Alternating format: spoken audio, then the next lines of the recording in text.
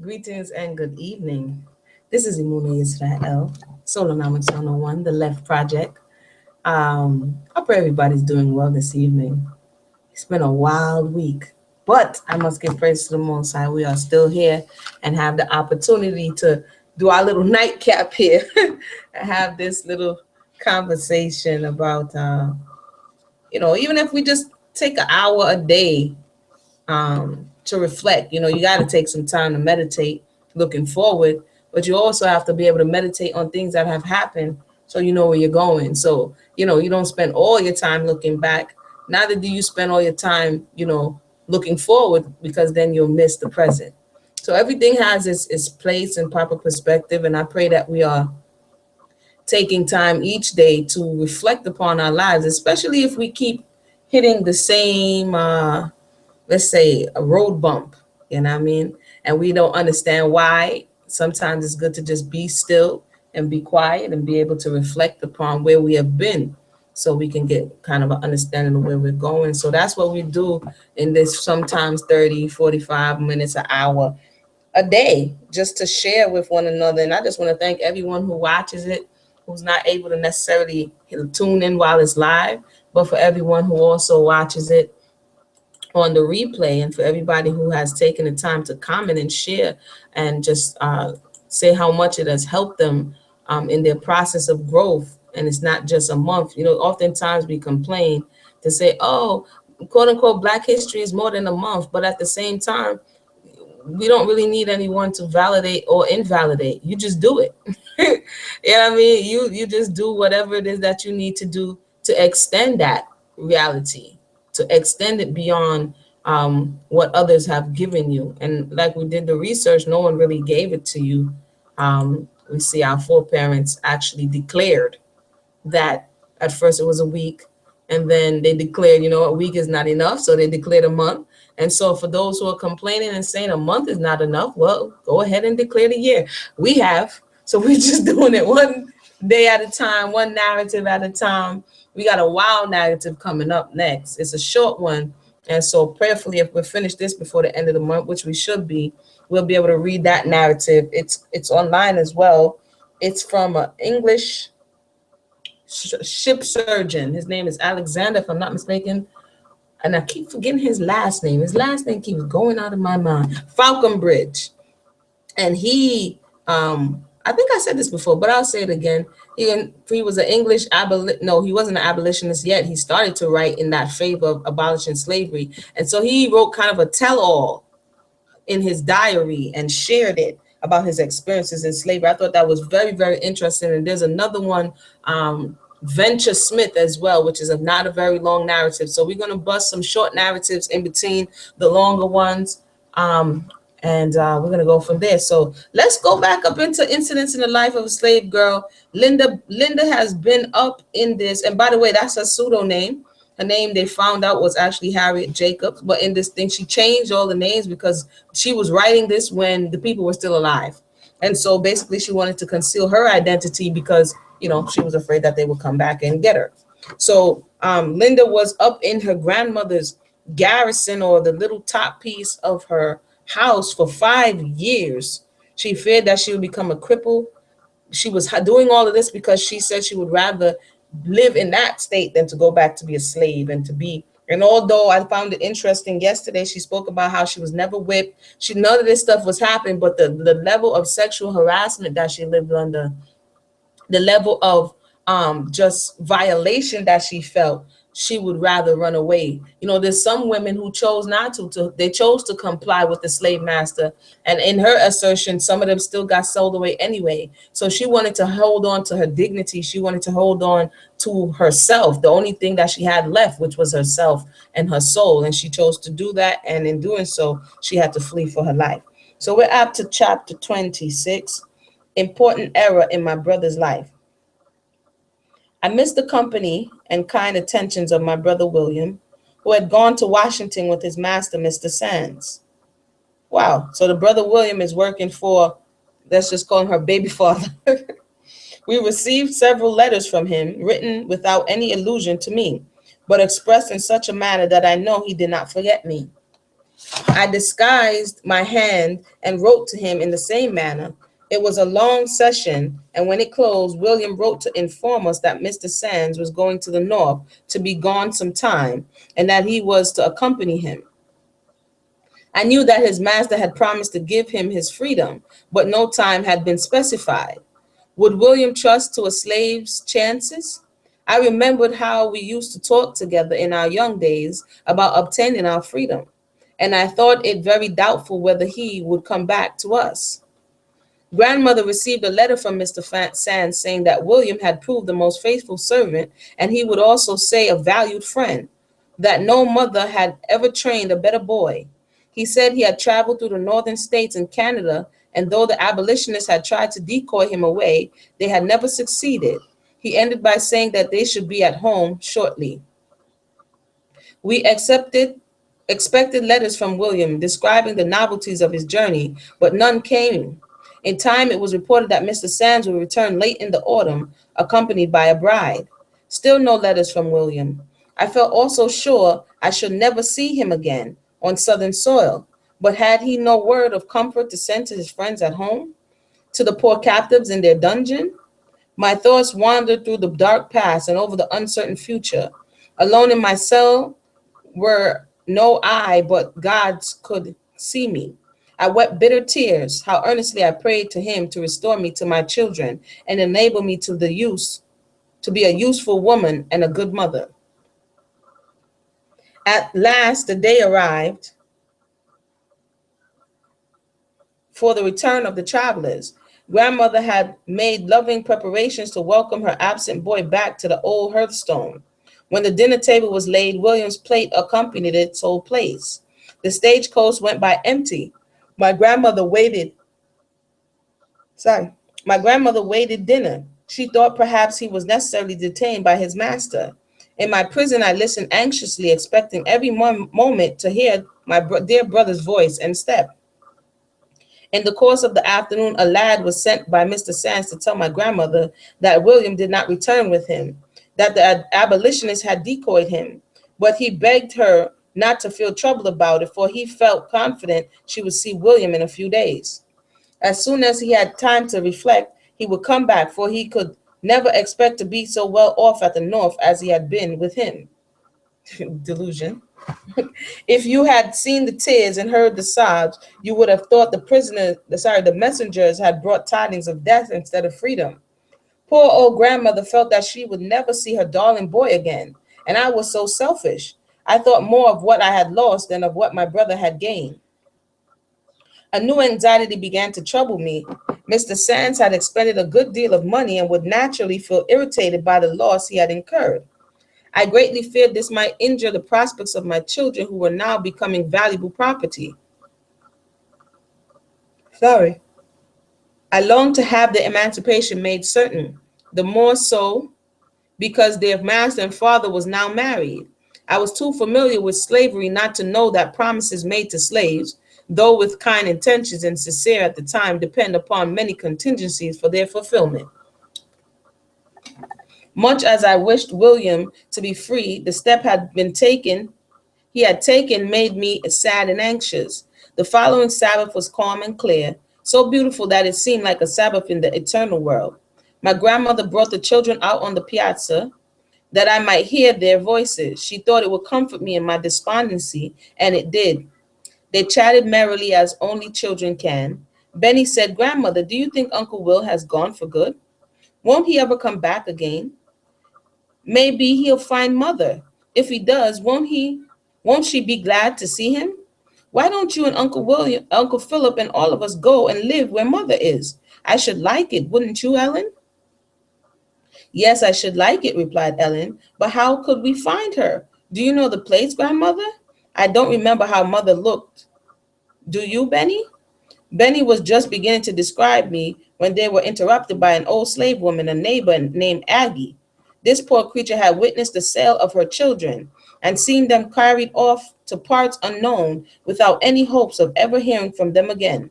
She saw that my grandmother had been weeping, and she said in a sympathizing tone, "What's the matter, Aunt Martha or Marthy?"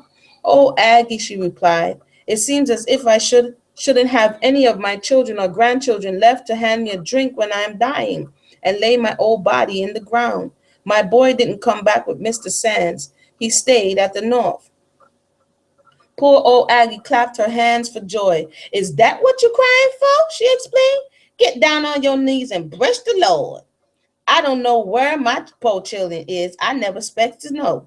You don't know what poor Linda gone to, but you do know where her brother is. He's in free parts, and that's the right place. Don't murmur at the Lord's doing, but get down on your knees and thank him for his goodness. My selfishness was rebuked by what poor Aggie said. She rejoiced over the escape of one who was merely her fellow bondman, while his own sister was only thinking what his good fortune might cause her children. I knelt and prayed to God to forgive me, and I thanked him from my heart that one of my family was saved from the grasp of slavery.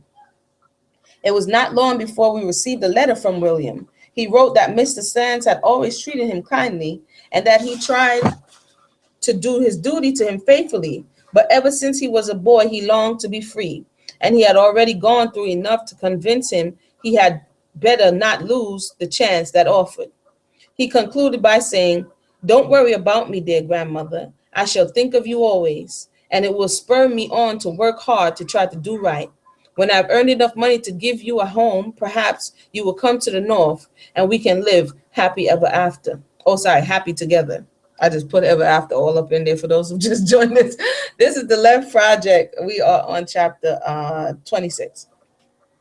So Benjamin went north and he skipped out on Mr. Sands. He didn't come back. Mr. Sands, could you blame him? Mr. Sands told my Uncle Philip the particulars about Williams leaving him. He said, I trusted him as if he were my own brother and treated him as kindly. You trusted him as your own brother, put him in jail? In bondage? Okay. The abolitionists talked to him in several places, but I had no idea they could tempt him. However, I don't blame William. He's young and inconsiderate, and those northern rascals decoyed him. I must confess the scamp was very bold about it. I'm sorry, he called William a scamp.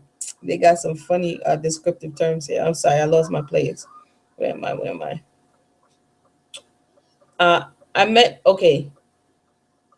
I must confess the scamp was very bold about it. I met him coming down the steps of the Astor House with his trunk on his shoulder, and I asked him where he was going. He said he was going to change his old trunk. I told him it was rather shabby and asked if he didn't need some money. He said no, thanked me, and went off. He did not return it so soon as I expected, but I waited patiently. At last, I went to see if our trunks were packed, ready for our journey. I found them locked, and a sealed note on the table informed me where I could find the keys. The fellow even tried to be religious. He wrote that he hoped God would always bless me and reward me for my kindness, and that he was not unwilling to serve me, but he wanted to be a free man, and that if I thought he did wrong, he hoped I would forgive him. I intended to give him his freedom in 5 years. That's a long time, mister. He might have trusted me. He was shown himself ungrateful, but I shall not go for him or send for him. I feel confident that he will soon return to me. I'm sorry. That was funny. I afterwards heard an account of the affair from William himself. He had not been urged away by abolitionists. He needed no information they could give him about slavery to stimulate his desire for freedom. He looked at his hands and remembered that they were once in irons. What security had he that they would not be so again? Mr. Sands was kind to him, but he might indefinitely postpone the promise he had made to give him for his freedom. He might come under pecuniary embarrassment and his property be seized by creditors, or he might die without making any arrangement in his favor. He had too often known such accidents to happen to slaves who had kind masters, and he wisely resolved to make sure of the present opportunity to own himself. He was scrupulous about taking any money from his master on false pretenses, so he sold his best clothes to pay for his passage to Boston. The slaveholders pronounced him a base, ungrateful wretch for thus requiting his master's indulgence. What would they have done under similar circumstances, she asked. When Dr. Flint's family heard that William had deserted Mr. Sands, they chuckled greatly over the news. Mrs. Flint made her usual manifestations of Christian feeling by saying, I'm glad of it. I hope he'll never get him again. I like to see people paid back in their own coin. I reckon Linda's children will have to pay for it. I shall be glad to see them in the speculators' hands again, for I'm tired of seeing those little niggers march about the streets. She's mocking her like, yeah, she's real Christian. She's wild. But for those who just joined us, that's the end of chapter 26. We're gonna jump over to chapter 27. William is free. Not everybody likes it, but hey, what you're gonna do. They're funny, you're in chains, you're in bondage, and then they're proclaiming how nice they were to you. Ima Janita says, good for William. So we're gonna go ahead and see if she has a chance to, what did I press here? Escape herself. It says, new destination for the children, chapter 27. Mrs. Flint proclaimed her intention of informing Mr. Sands, who was the father of my children. She likewise proposed to tell her what an artful devil I was, and that I had made a great deal of trouble in her family, that when Mr. Sands was at the North, she didn't doubt I had followed him in disguise and persuaded William to run away. This she's really vivid in her imagination. She had some reason to entertain such an idea, for I had written from North from time to time, and I dated my letters from various places. Many of them fell into Dr. Flint's hands. I expected they would. And he must have come to the conclusion that I traveled about a good deal. He kept a close watch over my children, thinking they would eventually lead to my detection.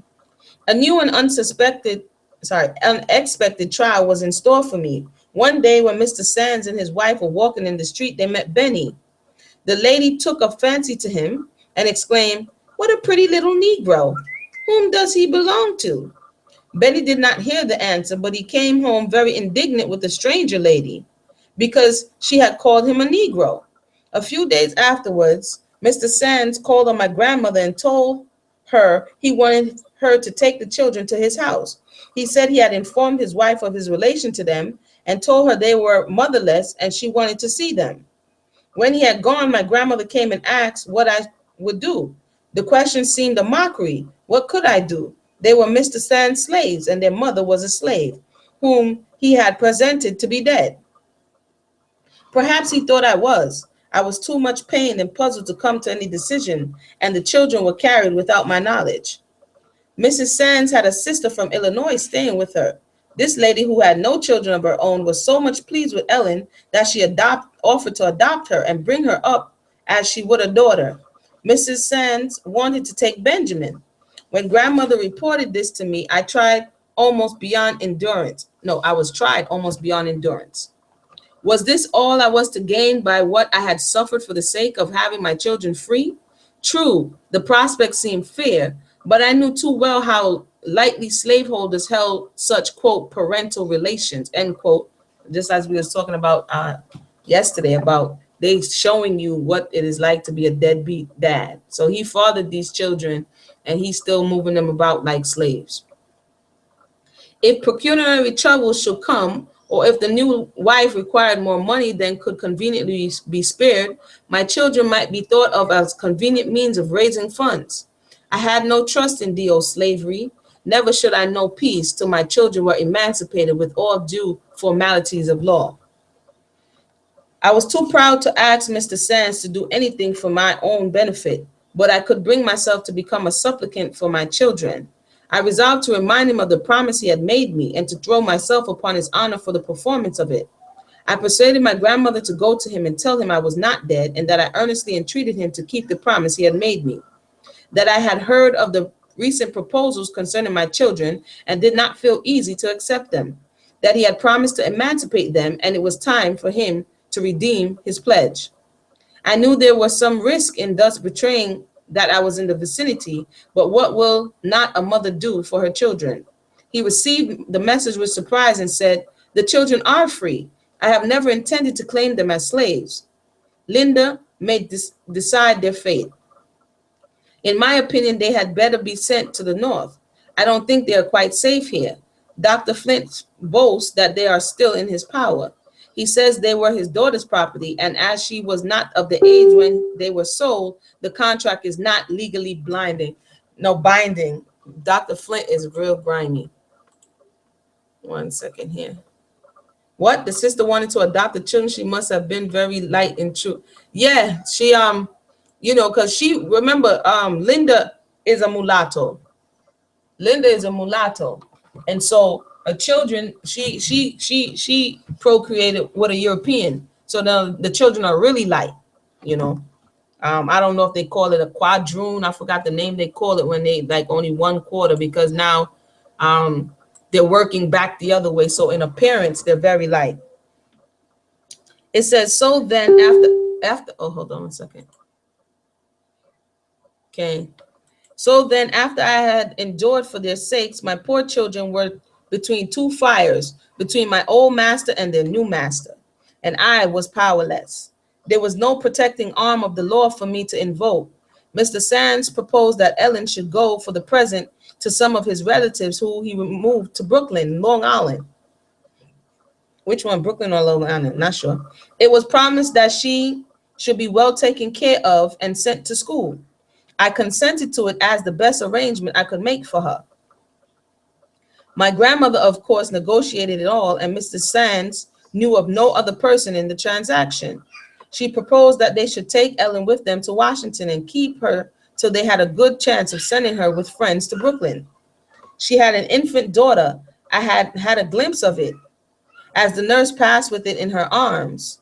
It was not a pleasant thought to me that the bondwoman's child should tend her freeborn sister, but there was no alternative. Ellen was made ready for the journey. Oh, how it tried my heart to send her away, so young, alone among strangers, without a mother's love to shelter her from the storms of life, almost without memory of a mother. I doubted whether she and Betty would have, for me, the natural affections that children feel for a parent. I thought to myself I might perhaps never see my daughter again, and I had a great desire that she should look upon me before she went, that she might take my image with her in her memory. It seemed to me cruel to have her brought to my dungeon. It was sorrow enough for her young heart to know that her mother was a victim of slavery without seeing the wretched hiding place to which it had driven her. I begged permission to pass the night in one of the open chambers with my little girl. They thought I was crazy of thinking of trusting such a young child with my perilous secret. I told them I had watched her character and I felt sure she would not betray me, that I was determined to have an interview, and if they would not facilitate it, I would take my own way to obtain it. They remonstrated against the rashness of such proceeding, but finding they could not change my purpose, they yielded. I slipped through the trap door into the storeroom, and my uncle kept watch at the gate while I passed into the piazza and went upstairs to the room I used to occupy. It was more than 5 years since I had seen it, and how the memories crowded on me. There I had taken shelter when my mistress drove me from her house. There came my old tyrant to mock, insult, and curse me. There my children were first laid in my arms. There I watched over them each day with a deeper and sadder love. There I knelt to God in anguish of heart to forgive the wrong I had done. How vividly it came back, and after this long, gloomy interval, I stood there, such a wreck. In the midst of these meditations, I heard footsteps on the stairs. The door opened, and my Uncle Philip came, leading Ellen by the hand. I put my arms round her and said, Ellen, my dear child, I am your mother. She drew back a little and looked at me. Then, with a sweet confidence, she laid her cheek against mine, and I folded her to the heart that had been so long desolated. She was the first to speak. Raising her head, she said inquiringly, You really are my mother? I told her I really was, that during all the time she had not seen me, I had loved her most tenderly, and that now she was going away, I wanted to see her and talk with her, that she might remember me. With a sob in her voice, she said, I'm glad you've come to see me, but why didn't you ever come before? Benny and I have wanted so much to see you. He remembers you, and sometimes he tells me about you. Why didn't you come home when Dr. Flint went to bring you? I answered, I couldn't come home before, dear, but now I am with you. Tell me whether you like to go away. I don't know, she said, crying. Grandmother says I ought not to cry, and that I'm going to a good place where I can learn to read and write, and that by and by I can write her a letter, but I shan't have Benny or grandmother or Uncle Philip or anybody to love me. Can't you go with me? Oh, do go, dear mother. She speaks like Little House on the Prairie. Sorry. I told her I couldn't go now, but sometime I would come to her, and then she and Benny and I would live together and have happy times. She wanted to run and bring Benny to see me now. I told her he was going to the north before long with Uncle Philip, and then I would come to see him before he went away. I asked if she would like to have me stay all night and sleep with her. Oh, yes, she replied.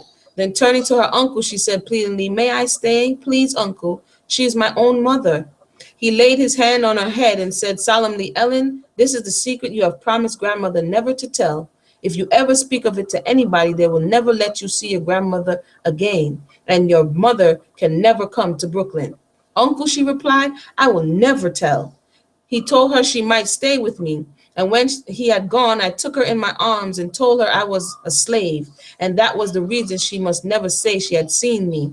I exhorted her to be a good child, to try to please the people where she was going, and that God would raise her up friends. I told her to say her prayers and remember always to pray for her poor mother, and that God would permit us to meet again. She wept, and I did not check her tears. Perhaps she would never again have a chance to pour her tears into her mother's bosom. All night she nestled in my arms, and I had no inclination to slumber. The moments were too precious to lose any of them. Once, when I thought she was asleep, I kissed her forehead softly, and she said, I am not asleep, dear mother. Before dawn, they came to take me back to my den. I drew aside the window curtain to take a last look of my child. The moonlight shone on her face, and I bent over her as I had done years before, that wretched night when I ran away. I hugged her close to my throbbing heart, and tears, too sad for such young eyes to shed, flowed down upon her cheeks, and she gave her last kiss and whispered in my ear, Mother, I will never tell. And she never did. When I got back to my den, I threw myself on my bed and wept there alone in the darkness. It seemed as if my heart would burst. When the time for Ellen's departure drew near, I could hear neighbors and friends saying, Goodbye, Ellen. I hope your poor mother will find out. Won't you be glad to see her? She replied, Yes, ma'am. And they little dreamed of the weighty secret that weighed down her young heart. She was an affectionate child, but naturally very reserved, except with those she loved. And I felt secure with my secret would be safe with her. I heard the gate close after her with such feelings as only a slave mother can experience. During the day, my meditations were very sad. Sometimes I feared I had been very selfish not to give up all claim to her and let her go to Illinois to be adopted by Mrs. Sand's sister. It was my experience of slavery that decided me against it. I feared that I feared that circumstances might arise that would cause her to be sent back. I felt confident that I should go to New York myself, and then I should be able to watch over her and in some degree protect her. Dr. Flint's family knew nothing of the proposed arrangement till after Ellen was gone, and the news displeased them greatly. Mrs. Flint called on Mrs. Sand's sister to inquire into the matter. She expressed her opinion very freely as to respect Mr. Sand's showing for his wife, and for his own character in acknowledging those, quote, young niggers, end quote. And as for sending Ellen away, she pronounced it to be just as much stealing as it would be for him to come and take a piece of furniture out of her parlor. She said her daughter was not of age to sign the bill of sale, and that the children were her property. And when she became of age or was married, she would take them whenever she could lay hands on them. So they still trying to go after her. These people are absolutely a hot mess. Miss Emily Flint, the little girl to whom I had been bequeathed, was now in her 16th year. Her mother considered it all right and honorable for her or her future husband to steal my children, but she did not understand how anybody could hold up their heads in respectable society after they had purchased their own children, as Mr. Sands had done. Dr. Flint said very little. Perhaps he thought that Benny would be less likely to be sent away if he kept quiet. One of my letters that fell into his hands was dated from Canada, and he seldom spoke of me now. This state of things enabled me to slip down into the storeroom more frequently, where I could stand upright and move my limbs more freely. Days and weeks and months passed. There came no news of Ellen. I sent a letter to Brooklyn written in my grandmother's name to inquire whether she had arrived there. Answer was returned that she had not. I wrote to her in Washington, but no notice was given of it. There was one person there who ought to have had some sympathy with the anxiety of the child's friends at home. But the links of such relation as he had formed with me are easily broken and cast away as rubbish. Yet how protectingly and persuasively he once talked to the poor, helpless slave girl, and how entirely I trusted him. But now suspicion darkened my mind. Was my child dead, or had they deceived me and sold her? In the secret memoirs of many members of Congress should be published, curious details would be unfolded. I once saw a letter from a member of Congress to a slave who was the mother of 6 of his children. He wrote to request that she send her children away from the great house before his return, as he expected to be accompanied by friends. The woman could not read and was obliged to employ another to read the letter. The existence of the colored children did not trouble this gentleman. It was only the fear that friends might recognize it in their feature as a resemblance to him. 6. Okay.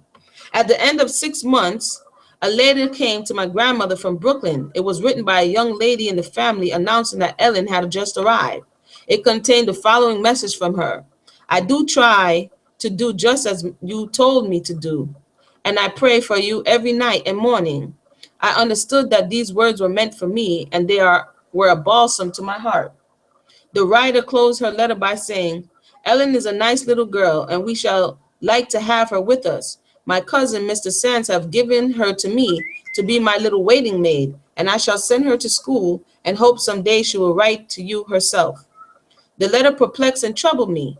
Had my children's father merely placed her till she was old enough to support herself, or had he given her to his cousin as a piece of property?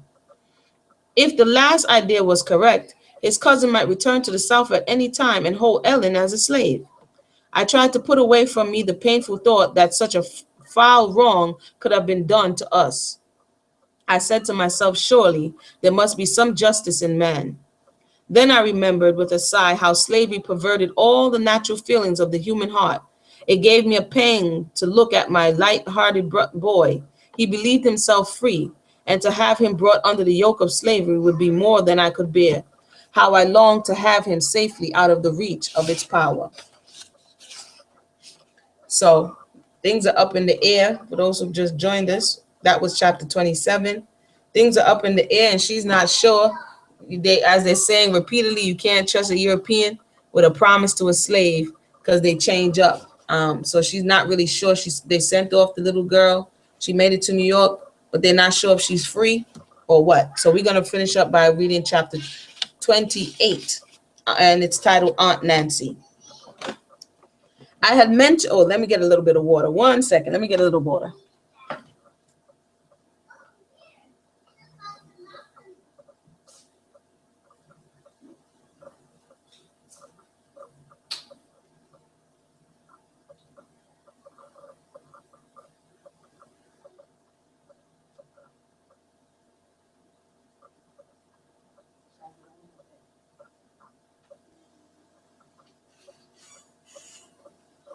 All righty then. A little bit of water, that's better.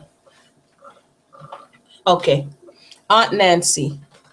I have mentioned my great aunt who was a slave in Dr. Flint's family and who had been my refuge during the shameful persecutions I suffered from him.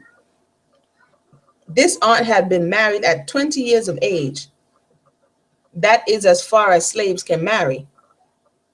She had the consent of her master and mistress, and clergymen performed the ceremony.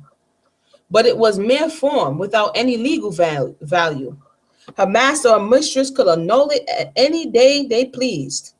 She had always slept on the floor in the entry near Mrs. Flint's chamber door, that she might be within call. They had Aunt Nancy sleeping on the floor. When she was married, she was told she might have the use of a small room in an outhouse. Her mother and her husband furnished it. He was a seafaring man and was allowed to sleep there when he was at home. But on the wedding evening, The bride was ordered to her old post on the entry floor. Mrs. Flint at the time had no children, but she was expecting to be a mother. And if she should want a drink of water in the night, what could she do without her slave to bring it? So my aunt was compelled to lie at her door until one midnight she was forced to leave to give premature birth to a child. In a fortnight, she was required to resume her place back to the entry floor because Mrs. Flint babe needed her attentions. She kept her station there through summer and winter until she had given premature birth to 6 children.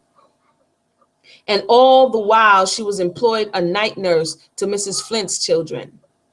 So her position, the woman had her sleeping on the floor like a dog, winter, summer, and the woman lost her children prematurely from the work. Now you tell me. Anytime I hear stuff about pregnant women and children, it really gets to me. But let me continue here.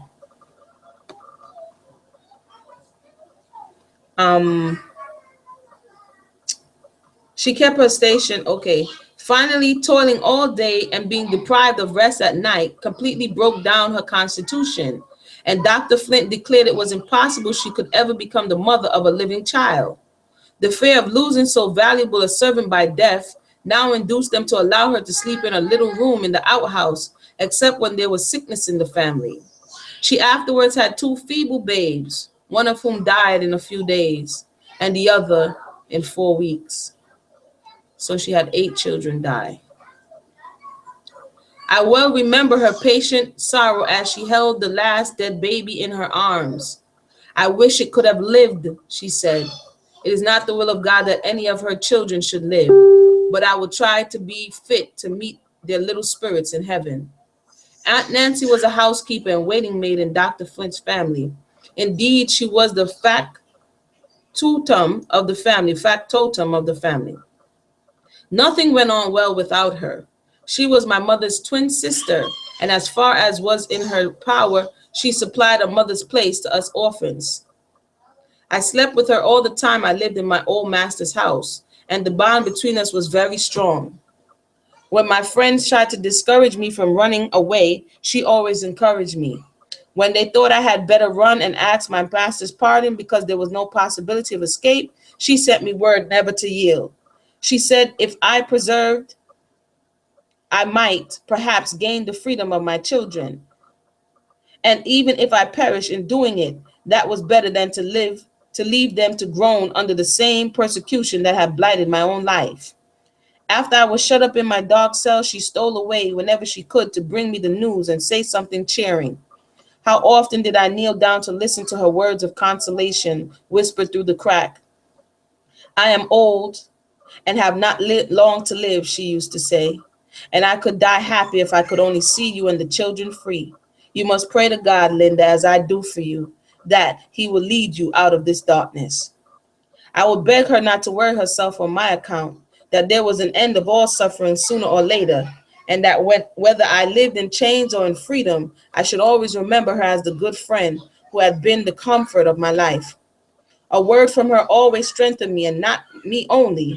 The whole family relied on her judgment and were guided by her advice. One moment.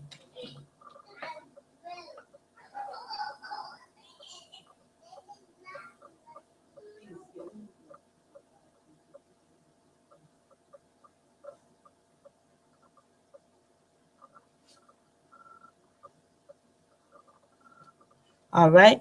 I had been in my cell. This is real right here. This is the left project. Muna is a mommy, so sometimes they be a little bit turned up back there. If you can hear them, I had to go tell them to pipe down a little bit. I had been in my cell 6 years when my grandmother was summoning to the bedside of this, her last remaining daughter. She was very ill, and they said she would die.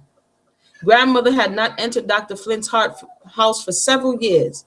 They had treated her cruelly, but she thought nothing of that now. She was grateful for permission to watch by the deathbed of her child. They had always been devoted to each other, and now they sat looking into each other's eyes, longing to speak of the secret that had weighed so much on the hearts of both. My aunt had been stricken with paralysis. She lived but 2 days, and the last day she was speechless. Before she lost the power of utterance, she told her mother not to grieve if she could not speak to her, that she would try to hold up her hand to let her know that all was well with her. Even the hard-hearted doctor was a little softened when he saw the dying woman trying to smile on the aged mother who was kneeling by her bedside. His eyes moistened for a moment as he said she had always been a faithful servant, and they should never be able to supply her space or place. Mrs. Flint took her to bed, quite overtook. No, Mrs. Flint took to her bed, quite overcome by the shock. While my grandmother sat alone with the dead, the doctor came in leading his youngest son, who had always been a great pet with Aunt Nancy and was much attached to her. Martha, said he, Aunt Nancy loved this child, and when he comes where you are, I hope you will be kind to him for her sake, she replied. Your wife was my foster child, Dr. Flint, the foster sister of my poor Nancy, and you little know me if you think I can feel anything but goodwill for her children. I wish the past could be forgotten and that we might never think of it, said he, and that Linda would come to supply her aunt's. Oh, he's still on this Linda kick. Dude, it's been 6 years. I wish the past could be forgotten and that we might never think of it, said he, and that Linda would come to supply her aunt's place. She would be worth more to us than all the money that could be paid for her. I wish it for your sake also, Martha. Now that Nancy is taken away from you, she will be great comfort to you in your old age. He's selling this, boy. He knew he was touching a tender chord. Almost choking with grief, my grandmother replied, it was not I that drove Linda away. My grandchildren are gone, and of my 9 children, only 1 is left. God help me. To me, the death of this kind relative was inexpressible sorrow.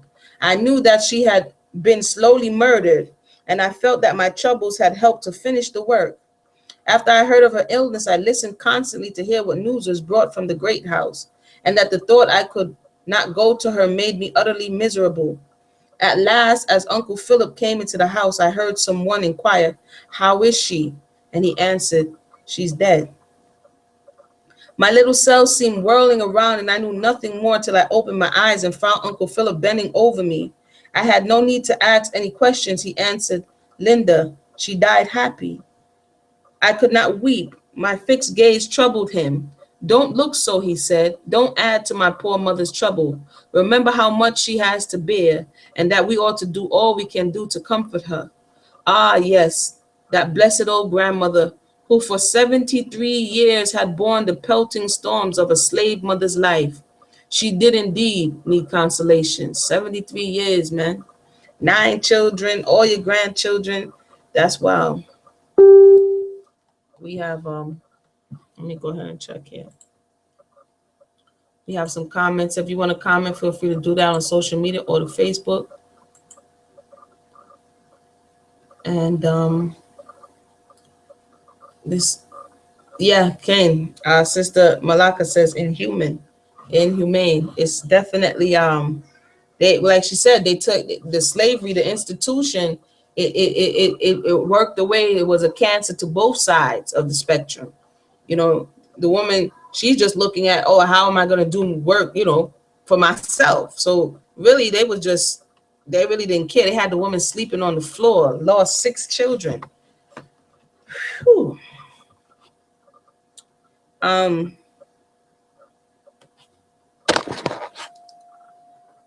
Where am I? Mrs. Flint had rendered her poor foster sister childless, apparently without any computation, and with cruel selfishness had ruined her health by years of incessant, unrequited toil and broken rest. Yeah, broken rest, it'll tear your body up. But now she became very sentimental. I suppose she thought it would be a beautiful illustration of the attachment existing between slaveholder and slave, if the body of her own worn-out servant was buried at her feet. She sent for the clergyman and asked if he had any objection to bury Aunt Nancy in the doctor's family's burial place. No colored person had ever been allowed intermittent in the white people burial ground. Woohoo! And the mistress knew, like, yo, you worked the woman to death and now, woohoo. And the mistress knew that all the deceased of our family reposed together in the old graveyard of the slaves. He therefore replied, I have no objection to complying with your wish, but perhaps Aunt Nancy's mother may have some choice as to where her remains shall be deposited. It had never occurred to Mrs. Flint that slaves could have any feelings. Of course not, right? When my grandmother was consulted, she at once said she wanted Nancy to lie with all the rest of her family and where her own old body would be buried. Mrs. Flint graciously complied with her wish, though she said it was painful to her to have Nancy buried away from her. Seriously. She might have added with touching pathos, I was so long used to sleep with her lying near me on the entry floor.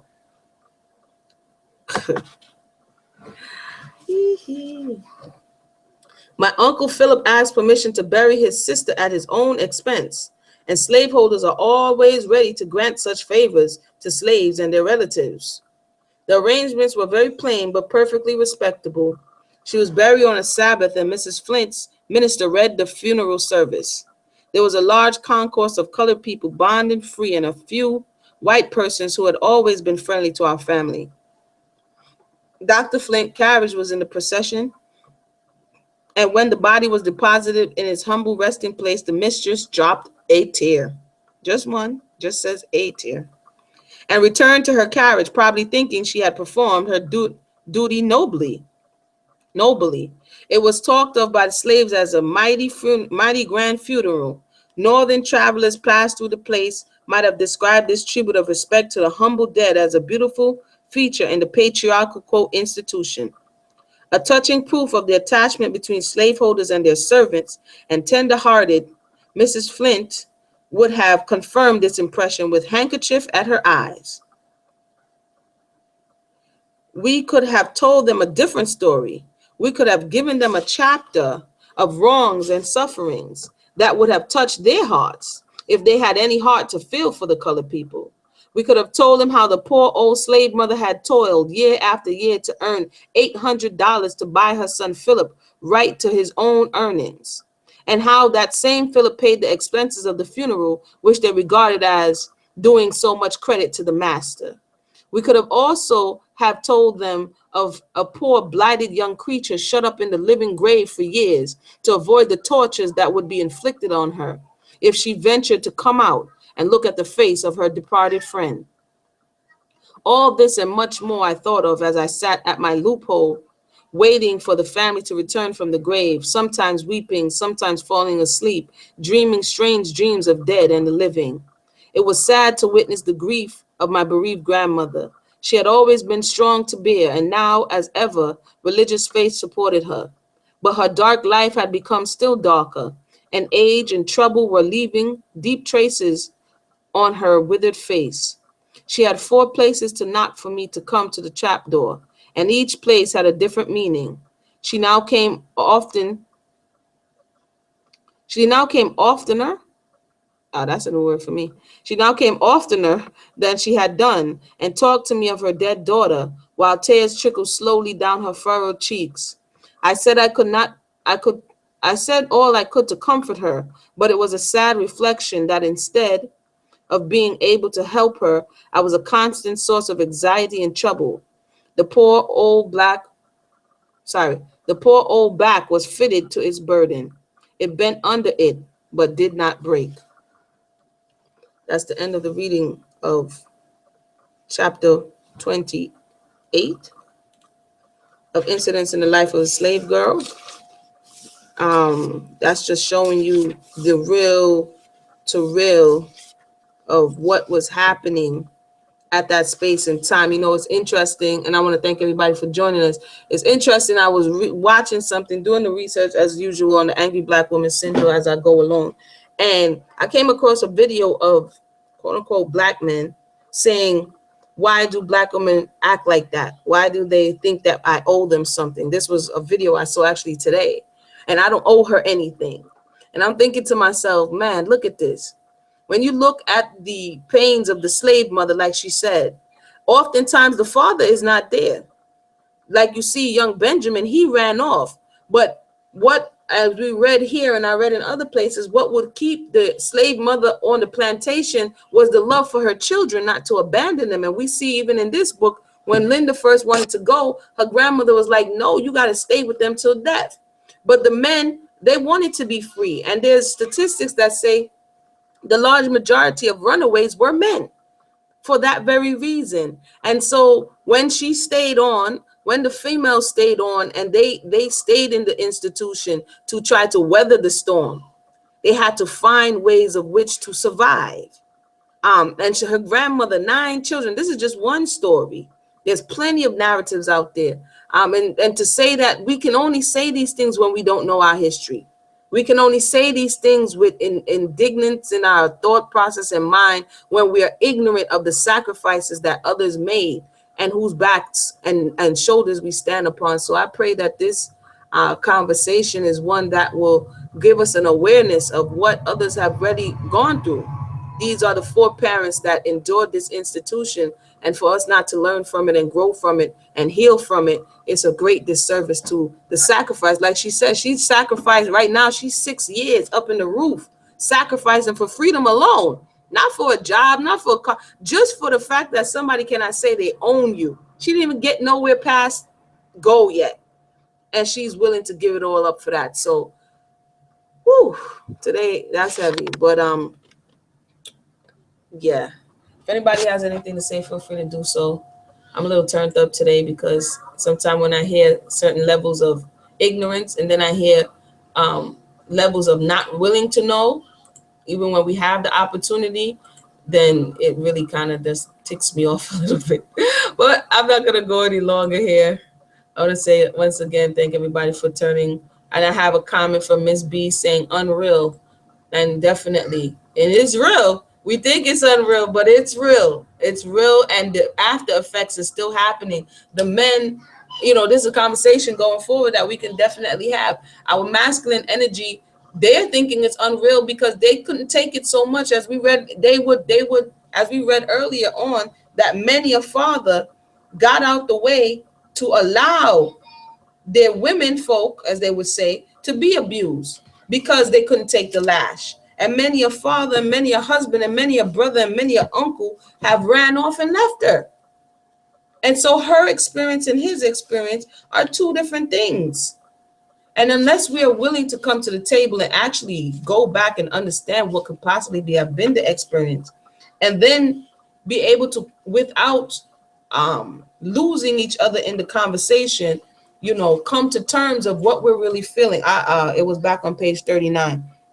It says, some poor creatures have been so brutalized by the lash that they will sneak out of the way to give their masters free access to their wives and daughters. And then she asked the question, do you think this proves the black man to belong to an inferior order of beings? What would you be if you had been born and brought up a slave with generations of slaves for ancestors? I admit that the black man is inferior, but what is it that makes him so? Is it the ignorance in which white men compel him to live? Is it the torturing whip that lashes manhood out of him? Is it the fierce bloodhounds of the South and the scarcely less cruel human bloodhounds of the North who enforce the fugitive slave law? They do the work. That was back in chapter 8. So, and that's not the first time I hear that this is what's going on. So we have to be willing to say that to this day, many are still willing to jump out the way and let her be abused. Many are still willing to jump and forgetting. She wasn't the first one to really abandon. You understand? Although everybody made difficult choices based on their personalities, but now is a beautiful time for us to have this conversation just so we can, stop the quarreling and stop the fighting, and this one is better than that one. Everybody had their burden to bear. Everybody had what they would say, their shortcomings and things that really they had to deal with. Low down, dirty people having the slave sleep on the floor by the door like a dog. Yeah, Kane Ima. That's yeah. They had, Aunt Nancy on the floor like a dog for years until that was it. So it's painful to hear, but it's reality. And it's part of the healing process. I had a long conversation with somebody, and all you can hear is the pain, the anger. Black women aren't this, and black women aren't that, and black women are aborting babies at an alarming rate. And I'm like, wait a minute, you seem to be missing from this narrative. How are they doing all of these things on their own? They didn't impregnate themselves. And so when we speak about each other, we tend to take ourselves out the equation, which is kind of crazy, because we want to be absorbed of all guilt while blaming the other individual for an act that you can't do by yourself. So again, thank everybody for tuning in. I'm a little bit turned up today, so I'm gonna go ahead and turn down. And take time to heal.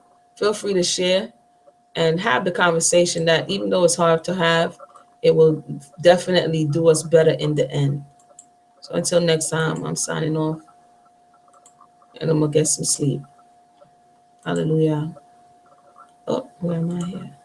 And join us. What's tomorrow? Tuesday. We're almost at the end of this book, so we're gonna try to bust out another chapter, a few chapters tomorrow.